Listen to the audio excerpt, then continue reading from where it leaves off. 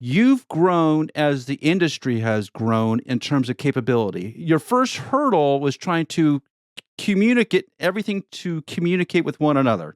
So many different vendors, so many different technologies.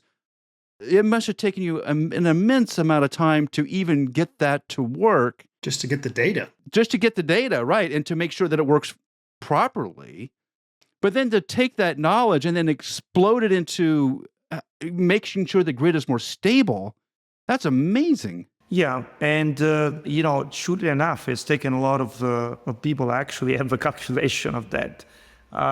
So to do the data collection, the capability we have today is to interconnect every single vendor that exists in the market, every single wind turbine and inverter manufacturer that produces inverter today in the world. We have a protocol for that. So it took us exactly 165 man-years to produce this, which we call the universal data engine.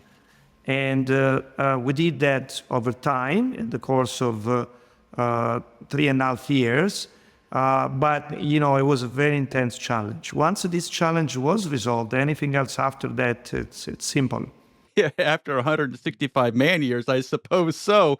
But that's a huge amount of knowledge that's into your software platform today, which I think then makes you really powerful. And this is the big issue. The United States and Europe and even Australia has this issue more recently of grid reliability combined with when to use energy storage, how to apply that to a complex grid. Texas has this problem right now, Joel. It's what we talk about all the time in like the next evolution of grids in general to this smart grid version.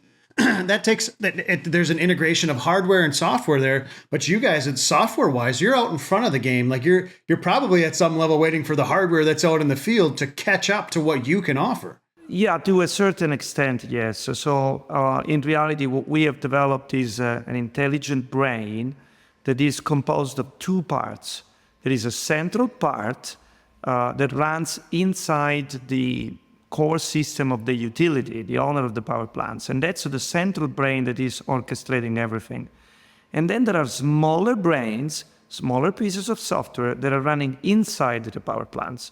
So the two of them are communicating in a very secure way, in a very trusted way. It has to be super secure because you're not just reading the data, you're actually exposing the capability of controlling the power plant. And of course, you have to synchronize from a central location all these plants. You have to have communication. It's not avoidable.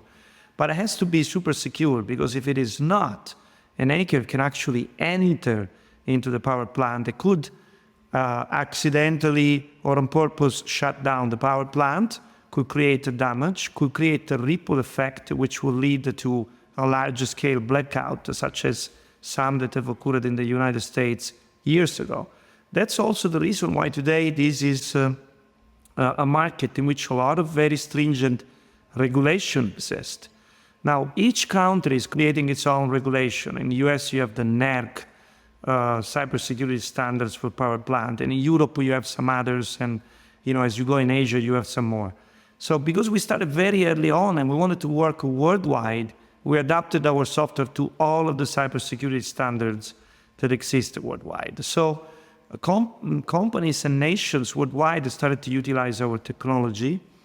And today we proud ourselves to have, more than a single digit of the entire world energy generation. In fact, we are approximating 3.5% of the total renewable energy in the world currently being monitored by our software. Now, it appears like a small amount, but I can assure you, being an independent vendor, it's one of the largest in the market.